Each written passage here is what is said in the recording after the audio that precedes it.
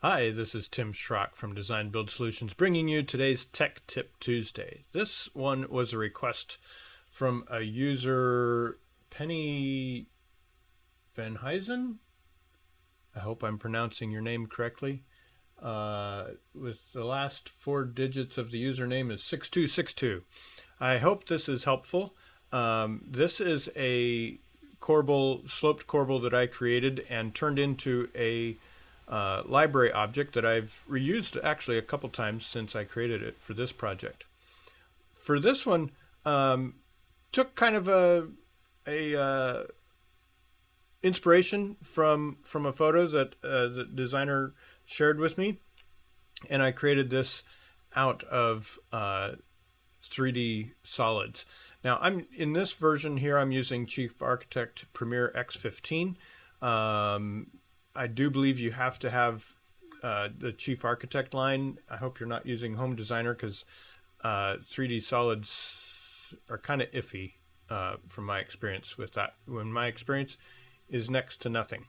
So I'm going to just start creating some solids right here, and I'm going to make that 1.5 inches wide. What I did was I dragged that and then hit tab while I'm dragging the shape.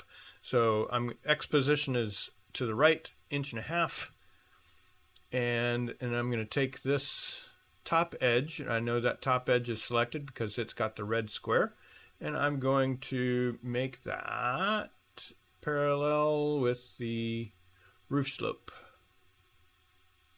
and pull it down here. And then I'm going to use, instead of solids, I'm going to start using just a polyline. I'm going to grab this edge and Control D or Command D if you're on a Mac. Control D if you're on a PC, Command D if you're on a Mac, makes that perpendicular parallel command. So in this case, I can actually just copy what I've got here, but you can figure out the distances, dimensions, etc. It's nice because I've already got this roof sloped at the pitch I want to follow, and so I'm going to turn that into a 3D solid. And for this one, I might want to specify the millwork layer, and we'll tell it, you know, that's going to be 5.5 inches thick. Actually, let's make that, yeah, 5.5 is fine for what we're doing here. And then I took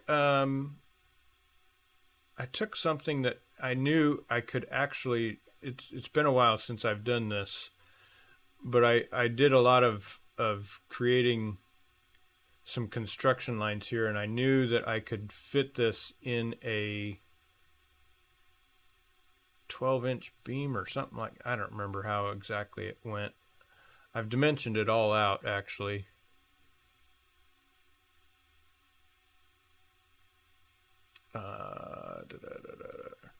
Corbel.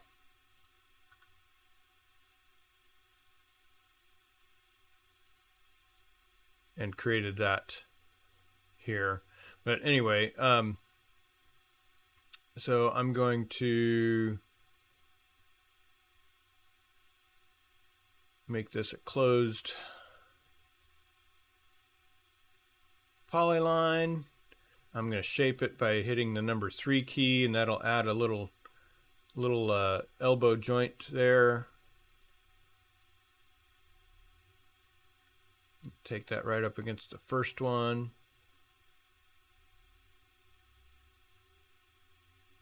First item I made here is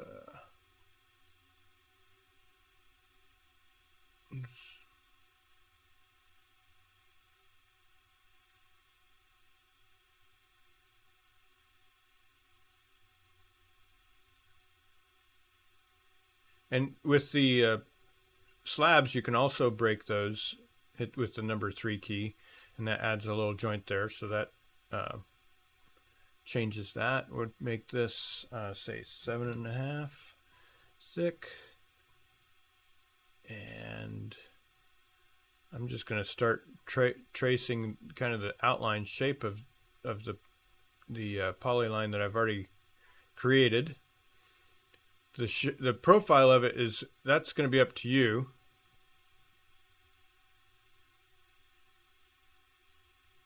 And then I'll show you the technicalities of turning it into a library object. So I selected this long edge, and I'm going to turn that into an arc. Using the triangle, I can change the radius of that arc.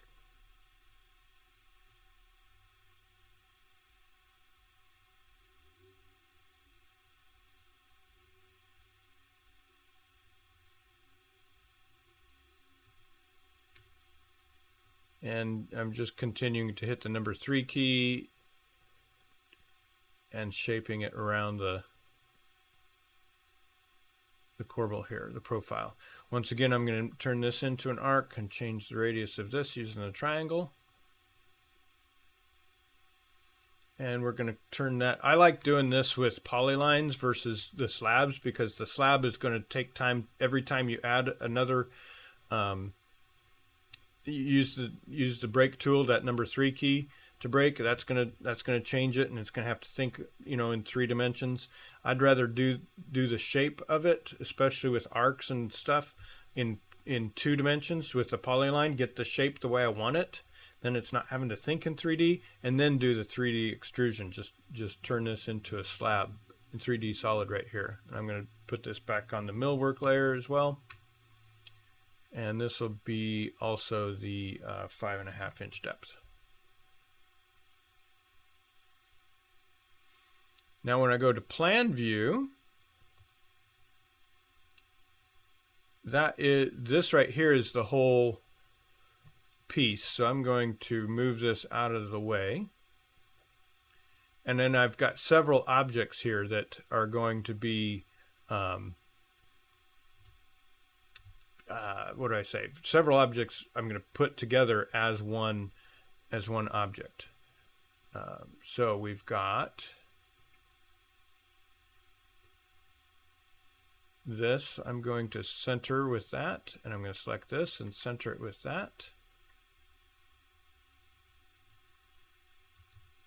Turn on my camera section so I can see where that is. Yep, that's going there, so I can see my camera section. There's that.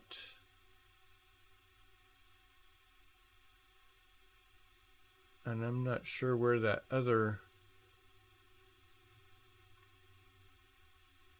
That's just a polyline. Where is...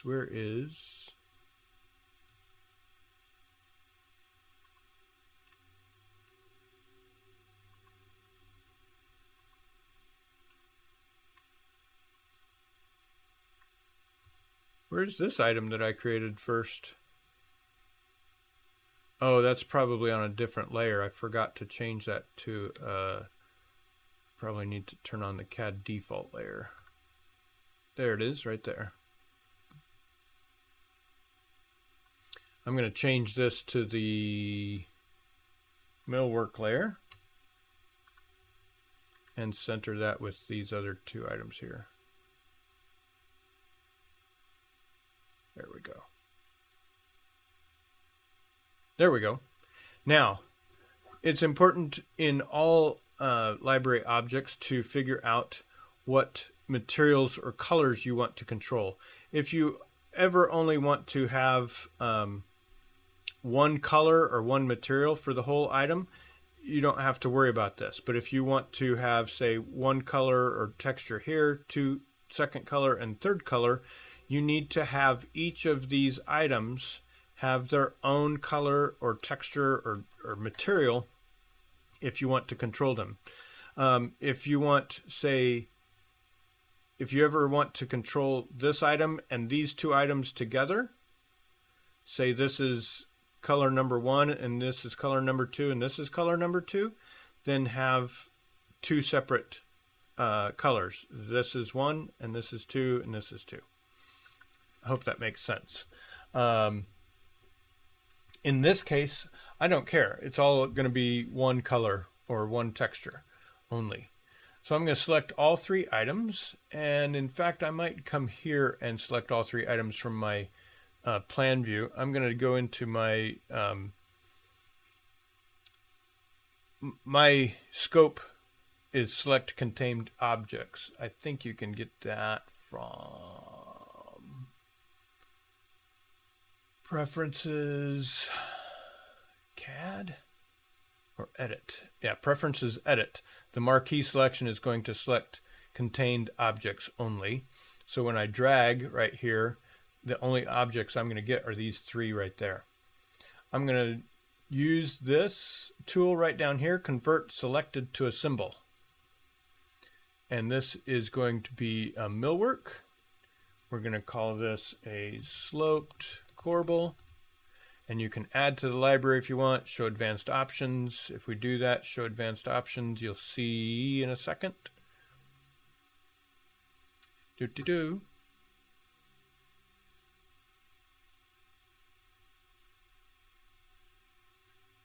Materials. So where it took, see how it took all of these items are concrete? They're all one material. If I had concrete and color black and color white, I would see concrete, color black, and color white as 3 items listed on this list here. But I only did one selection right there. So in this case, I want to change concrete, the name of the material. We're just going to call this Corbel. I clicked once and I clicked a second time. The default color of Corbel now is concrete. I don't want it to be concrete. I want it to be, let's say, materials. I want colors. I want generic colors. We're going to call it white. And I want color, let's say color bone, color bright is my default. So the Corbel in the library is going to come in as color bright. There we go. Sloped Corbel right there. Sloped Corbel. That's my object. I drop it in here. I can turn it. Place it where I want. Take a quick camera view of this. So there's the original that I moved. There's the 3 slabs that I created in concrete, and there's the new color white one. Now I'm going to have to adjust it for height and such, but that is how to create a sloped Corbel. I hope you found this information helpful. If you like it, click like, subscribe. Let me know what you think. Take care.